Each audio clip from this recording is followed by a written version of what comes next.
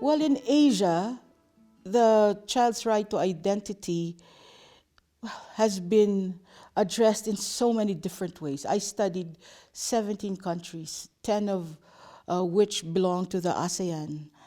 And each country has its own way of dealing with the problem.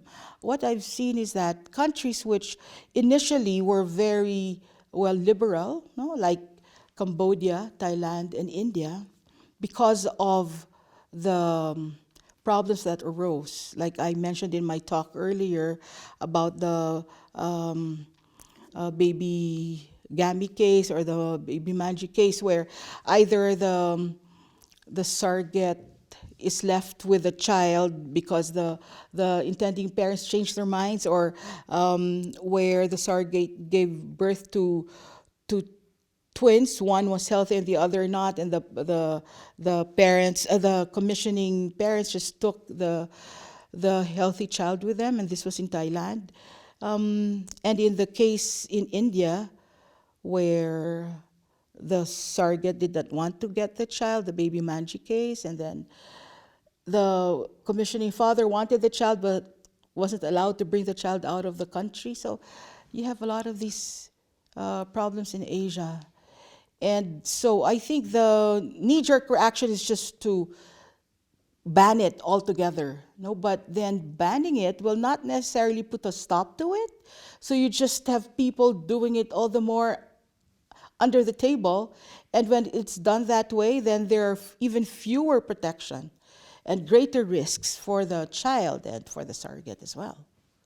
So in Asia, as I mentioned earlier, countries address this problem in many different ways.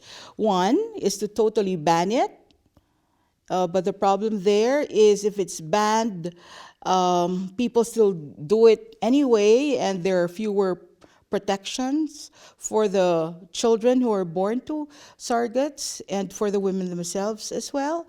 And another is to allow altruistic surrogacy, but not commercial surrogacy. The idea being that commercial surrogacy is demeaning, is a way to commodify the child. You know, the child is a product to be bought if money changes hands.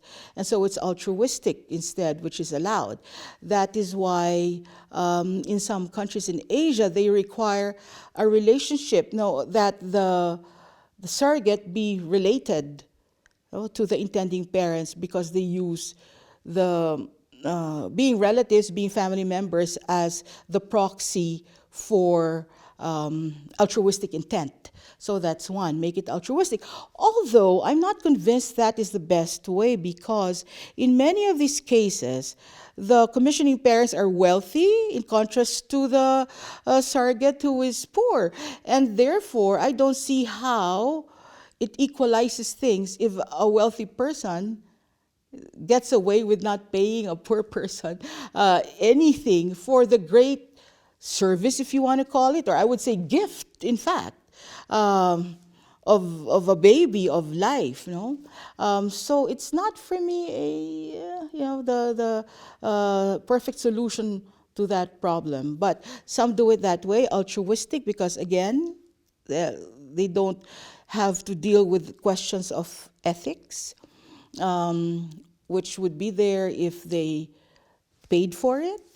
But another way is to say that, we leave it to parties to negotiate on their own, which is also a problem because, again, they're not on equal footing in the very first place.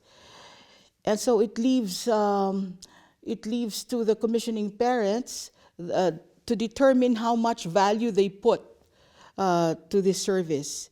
And the woman, is really left unprotected. And again, there is a question of the protection to be given to the child.